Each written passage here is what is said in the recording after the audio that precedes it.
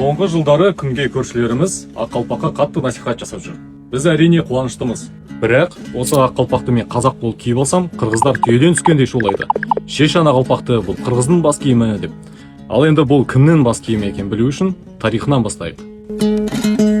11 ғасырда өмір сүрген тарихшы Абу Саид Абдаль-Хаи ибн Ад-Дахак Гардизи қырғыздар Енисай өзенінің бойында мекендейтіні туралы жазады.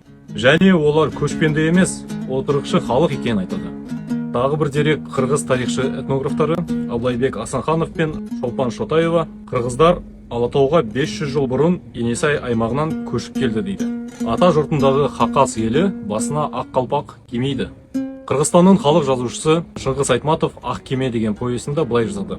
Аталарымыз алыс шақта бұғы баққан, бір-бірімен қатты соғысқан.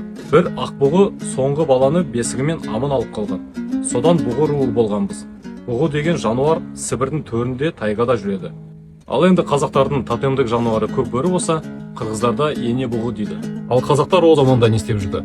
Әрине, қазақ деген халық болған жоқ, бірақ қазақ деген сөз 6 ғасырдан Қытай деректерінен кездеседі. Махмуд Қажғаридің кітап сөздігінде қазақ сөзі жазылған, және оның мағынасы еркін, ешкімге бағынбайтын адам деп аударылады. Тіпті мына түрік бауырларымызда қазақ деген сөз мықты ер адамды білдіреді екен. Яғни қазақ атам заманнан бері отырықшы емес, көшпенді еркін далада жүрген халық. Қалпақ киізден басылған жазғы бас киім. Ал енді тарихи суреттерге жүгінейік. Сырдария өзенінің жағасында Шыңғыс қаған ұлдарымен Масуд ибн Осман Кухистани 1540 жыл Әбілқайыр ханның тарихы кітабынан алынған сурет. 1756 жыл Цин императорымен соғысқан қазақтар. Суретші Джузеппе Кастильоне. 1769 жылғы Қытай гравюрасындағы қазақтардың бейнесі. Келесі суреттерде қазақтың ұлы ақыны Жамбыл Жабайұлының көптеген суреттерінде ақ қалпақ киіп отырғанын көреміз. Ең қызығы, міне осы суретте Жамбыл Жабайұлы қырғыздардың жазушыларымен бірге отыр, бірақ Жамбыл атамыздың басқасынан ешкімнің басында ақ қалпақ жоқ.